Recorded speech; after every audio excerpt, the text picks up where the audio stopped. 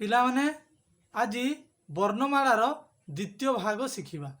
ତ ବର୍ଣ୍ଣମାଳାର ପ୍ରଥମ ଭାଗରେ ଆମେ ଶିଖିଥିଲେ ଓ ଆ ହର୍ଷେଇ ଏବଂ ଦୀର୍ଘେଇ। ତ ଆଜି ଦ୍ୱିତୀୟ ଭାଗରେ ବର୍ଣ୍ଣମାଳାର ଦ୍ୱିତୀୟ ଭାଗରେ କ'ଣ ଶିଖିବା ନା ହର୍ଷଉ ଦୀର୍ଘଉ ରୁରୁ। ମୁଁ କେମିତି ଲେଖୁଛି ଚାଲ ଲେଖିବା। ତ ମୁଁ ପ୍ରଥମେ ଲେଖୁଛି ହର୍ଷଉ। ଦେଖ ହର୍ଷଉଟା ଆମେ କେମିତି ଲେଖିବା। ହର୍ଷଉଟା ଆମେ କେମିତି ଲେଖିବା। ଏ ହେଉଛି କ'ଣ ନା ହର୍ଷଉ। ଏ ହେଉଛି କ'ଣ ନା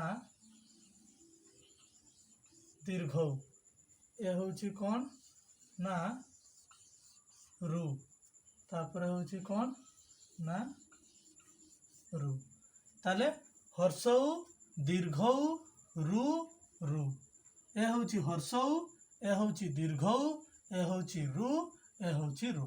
ଏ ହେଉଛି କ'ଣ ନା ହର୍ଷଉ, ଏ ହେଉଛି ଦୀର୍ଘଉ, ଏ ହେଉଛି ରୁ, ଏ ହେଉଛି ରୁ। ତ ପ୍ରଥମେ ଆସ ପିଲାମାନେ ମୁଁ ହର୍ଷଉ ଦୀର୍ଘଉ ରୁକୁ କେମିତି ମଡ଼ାନ୍ତି ତୁମମାନଙ୍କୁ ମୁଁ ଦେଖେଇବି। ତ ହର୍ଷଉକୁ ଆମେ କେମିତି ମଡ଼େଇବା, ଦୀର୍ଘଉକୁ ଆମେ କେମିତି ମଡ଼େଇବା ଏବଂ ରୁକୁ ଆମେ କେମିତି ମଡ଼େଇବା ଏବଂ ରୁକୁ କେମିତି ମଡ଼େଇବା। ତ ଆସ ଦେଖ ହର୍ଷଉକୁ ମଡ଼େଇବା ପ୍ରଥମେ ଏମିତି। ଏ ହେଉଛି କ'ଣ ନା ହର୍ଷଉ, ଏ ହେଉଛି କ'ଣ ନା ଦୀର୍ଘଉ। ଦୀର୍ଘଉରେ ଦୁଇଟା ଭାଗ ରହିବ। ତାପରେ କ'ଣ ରୁକୁ ମଡ଼େଇବା। ତାପରେ ରୁକୁ ମଡ଼େଇବା ଗୋଟେ ଭାଗ ଦେବା ରୁ। ତାପରେ ରୁକୁ ମଡ଼େଇବା ଦୁଇଟା ଭାଗ ଦେବା ରୁ। ଜାଣିପାରିଲ ଏ ହେଉଛି ହର୍ଷଉ, ଏ ହେଉଛି ଦୀର୍ଘଉ, ଏ ହେଉଛି ରୁ, ଏ ହେଉଛି ରୁ। ଆସ ଆଉ ଥରେ ମଡ଼େଇବା। ତାହେଲେ ହର୍ଷଉକୁ ମଡ଼େଇବା।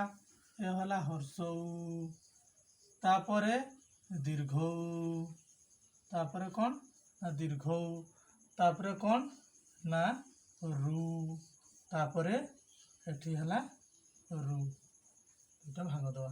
ଫେର ଆଉ ଥରେ ମଡ଼େଇବି। ଦେଖ ନା ଏ ହେଉଛି ହର୍ଷଉ, ଏ ହେଉଛି କ'ଣ ନା ହର୍ଷଉ, ତାପରେ ହେଉଛି କ'ଣ ନା ଦୀର୍ଘଉ, ଏ ହେଉଛି ଦୀର୍ଘଉ, ତାପରେ ଏ ହେଉଛି ରୁ, ତାପରେ ଏ ହେଉଛି ରୁ। ତାହେଲେ ପିଲାମାନେ ହର୍ଷଉ ଦୀର୍ଘଉ ରୁ ରୁ ଶିଖିବ। ତ ପ୍ରଥମେ ହେଉଛି ହର୍ଷଉ, ତାପରେ ହେଉଛି ଦୀର୍ଘଉ, ତାପରେ ହେଉଛି ରୁ, ତାପରେ ହେଉଛି ରୁ। ଏଟା କ'ଣ ନା ହର୍ଷଉ ଦୀର୍ଘଉ ରୁ ରୁ। ହର୍ଷଉ ଦୀର୍ଘଉ ରୁ ରୁ। ହର୍ଷଉ ଦୀର୍ଘଉ ରୁ ରୁ। ଚାଲ ତେବେ ମୁଁ ଆଉ ଥରେ ମଡ଼ଉଛି, ତୁମେମାନେ ଲକ୍ଷ୍ୟ କର କେମିତି ମଡ଼ା ହେଉଛି। ଏ ହେଉଛି ହର୍ଷଉ, ଏ ହେଉଛି ଦୀର୍ଘଉ, ଏ ହେଉଛି ରୁ, ଏ ହେଉଛି ରୁ। ତାହେଲେ ହର୍ଷଉ ଦୀର୍ଘଉ ରୁ ରୁ। ହର୍ଷଉ ଦୀର୍ଘଉ ରୁ ରୁ। ହର୍ଷଉ ଦୀର୍ଘଉ ରୁ ରୁ। ହର୍ଷଉ ଦୀର୍ଘଉ ରୁ ରୁ। ମୁଁ ଆଶା କରୁଛି ତୁମେମାନେ ହର୍ଷଉ ଦୀର୍ଘଉ ରୁ ଶିଖିଯିବ।